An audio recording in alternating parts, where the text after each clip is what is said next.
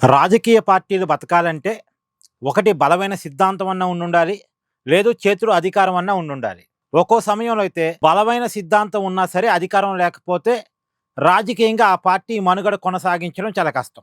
ఇప్పుడు ఆమ్ ఆద్మీ పార్టీ పరిస్థితి ఏమవుతుంది అనేది పంజాబ్ ఎన్నికలతో తేలిపోతుంది. ఒకప్పుడు ఢిల్లీలో అధికారాన్ని సంపాదించడంతో ఆమ్ ఆద్మీ తన పర్ఫార్మెన్స్ స్టార్ట్ చేసింది. తర్వాత పంజాబ్‌లో గెలిచింది. తర్వాత ఇతర రాష్ట్రాల్లో కూడా పోటీ చేసి కొన్ని చోట్ల కొన్ని సీట్లు, కొంత ఓట్ బ్యాంక్‌ని ఆ పార్టీ సంపాదించుకోగలిగింది. ఒక టైంలో ఇక ఆమ్ ఆద్మీ పార్టీ ప్రాంతీయ పార్టీ కాదు, జాతీయ పార్టీ అనుకునే పరిస్థితిలోకెళ్ళింది. ఇప్పుడు హర్యానాలో ఆ పార్టీ పోటీ చేసి కొన్ని సీట్లు, కొన్ని ఓట్లు సంపాదించింది. గోవాలో సంపాదించింది. గుజరాత్‌లో పోటీ చేసి కొన్ని ఓట్లు సంపాదించగలిగింది. ఆమ్ ఆద్మీ పార్టీ జాతీయ పార్టీగా అవతరించే స్థాయికెళ్ళింది.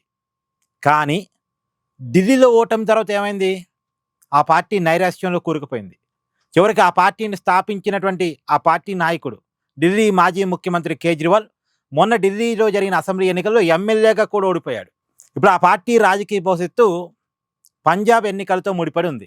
పంజాబ్లో 2027 ఫిబ్రవరిలో ఎన్నికలు జరిగే అవకాశం ఉంది. 2027 ఫిబ్రవరిలో జరిగే ఎన్నికల్లో అక్కడ తిరిగి అధికారాన్ని నిలబెట్టుకోగలిగితే ఆ పార్టీ మనుగడ అనేది ఉంటుంది. లేకపోతే చాలా కష్టం.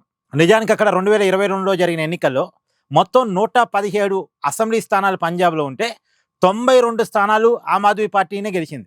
అక్కడ అధికారంలో ఉన్న కాంగ్రెస్ను ఓడించి 92 స్థానాల్లో గెలవటం అంటే చిన్న విషయం కాదు. మొత్తం 117లో 92 స్థానాలు ఆమ్ ఆద్మీ పార్టీ గెలిచింది. చూడండి ఎంత పెద్ద విజయం. ఇప్పుడు అంత పెద్ద విజయం కూడా అవసరం లేదు. కనీసం మ్యాజిక్ ఫిగర్ సాధించి అధికారాన్ని నిలబెట్టుకోగలిగితే ఓకే. లేకపోతే ఆ పార్టీ మనుగడ చాలా కష్టమయ్యే అవకాశం ఉంటుంది. ఇంకోవైపు కాంగ్రెస్కి కూడా పంజాబ్ ఎన్నికలు చాలా ఇంపార్టెంట్. గతంలో కాంగ్రెస్ను ఓడించే ఆమ్ ఆద్మీ పార్టీ అధికారంలోకి వచ్చింది. ఇప్పుడు నార్త్ ఇండియాలో ఎక్కడ కాంగ్రెస్ అధికారంలో లేదు. సరే హిమాచల్ ప్రదేశ్లో ఉన్నప్పటికీ అది పెద్ద విషయం కాదు, అది పెద్ద రాష్ట్రం కూడా కాదు. నార్త్ ఇండియాలో ఎక్కడ కూడా కాంగ్రెస్ అధికారంలో లేదు. ఇప్పుడు పంజాబ్లో అధికారాన్ని సంపాదించుకోగలిగితే నార్త్ ఇండియాలో కూడా కాంగ్రెస్కి పర్ఫార్మెన్స్ ఉన్నట్టు లెక్క. ఇప్పుడు చూడండి కాంగ్రెస్ ఎక్కడ అధికారంలో ఉంది? కర్ణాటక, తెలంగాణ, కేరళ. ఈ మూడు కూడా సౌత్ ఇండియా రాష్ట్రాలు. ఈవెన్ విజయ్తో కలిసి తమిళనాడులో అధికారంలో ఉన్నప్పటికీ అది కూడా సౌత్ ఇండియా రాష్ట్రం. నార్త్ ఇండియాలో కాంగ్రెస్ పర్ఫార్మెన్స్ ఏమీ లేదు అసలు. ఎక్కడ ఏ రాష్ట్రంలో కూడా అధికారంలో లేరు వాళ్ళు. ఇప్పుడు పంజాబ్లో గెలవటం వాళ్ళకి చాలా ఇంపార్టెంట్. నార్త్ ఇండియాలో కూడా కాంగ్రెస్ పర్ఫార్మెన్స్ ఉంది. కాంగ్రెస్ పార్టీ జాతీయ పార్టీ, పాన్ ఇండియా పార్టీ అని చూపించుకోవాలంటే పంజాబ్లో గెలవటం కాంగ్రెస్ పార్టీకి కూడా ఇంపార్టెంట్. రెండోది బీజేపీకి కూడా పంజాబ్ చాలా ఇంపార్టెంట్. ఎందుకంటే నార్త్ ఇండియా మొత్తం బీజేపీ కైవసం అవుతుంది. ఒక్కొక్క రాష్ట్రం బీజేపీ కైవసం చేసుకుంటూ పోతుంది. మన బెంగాల్ గెలుపుతో బీజేపీ చాలా ఊపు మీద ఉంది. కాబట్టి పంజాబ్ను కూడా తమ చేతుల్లోకి తీసుకోవటం, పంజాబ్ అనేది ఎందుకో బీజేపీకి ఎప్పటికీ కొరకరాని కొయ్యగా ఉంది. సాధ్యం కావట్లే పంజాబ్లో గెలవటం కాదు కదా, పెద్ద రాజకీయ పార్టీగా పంజాబ్లో అవతరించడం కూడా బీజేపీ సాధ్యం కావట్లే. అక్కడ శిరోమణి అకాలీదళ పార్టీకి చానాలు తోక పార్టీగా బీజేపీ ఉంటూ వచ్చింది.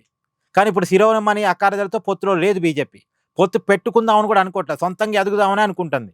రైతు చట్టాలప్పుడు శిరోమణి అకాలీదళకు బీజేపీకి మధ్య తెగదెంపులు జరిగాయి. పోయినసారి ఎన్నికల్లో బీజేపీ సొంతంగానే పోటీ చేసి ఒక 2 స్థానాలు సంపాదించింది. ఈసారి ఏదేమైనా పంజాబ్ ఎన్నికల్లో సత్తా చాటాలని బీజేపీ తీవ్రంగా ప్రయత్నం చేస్తుంది. చూడాలి. అదే క్రమంలో శిరోమణి అకాలీదళ పార్టీకి కూడా పంజాబ్ ఎన్నికల్లో గెలుపు చాలా అవసరం. ఎందుకంటే గతంలో చాలా పెద్ద పార్టీ, బీజేపీతో కలిసి అధికారాన్ని కూడా సంపాదించే పరిస్థితి ఆ పార్టీకి ఉంది. కానీ ఇప్పుడు ఆ పార్టీ పరిస్థితి అంత బాగలేదు. 2022 ఎన్నికల తర్వాత కానీ 2024 పార్లమెంట్ ఎన్నికల్లో కానీ శిరోమణి అకాలీదళకి ఓటింగ్ బాగా తగ్గింది, సీటింగ్ బాగా తగ్గింది. సో ఆ పార్టీ మనుగడ కొనసాగించాలంటే ఆ పార్టీ కూడా ఒక మంచి పర్ఫార్మెన్స్. శిరోమణి అకాలీదళకి అక్కడ అధికారం సంపాదించే పరిస్థితి లేదు. కనీసం ఆ సిక్కుల్లో తనకున్న పట్టు నిలుపుకోగలిగితే చాలు. అదన్నా నిలుపుకోగలిగితే లేదా తెలియదు, చూడాలి.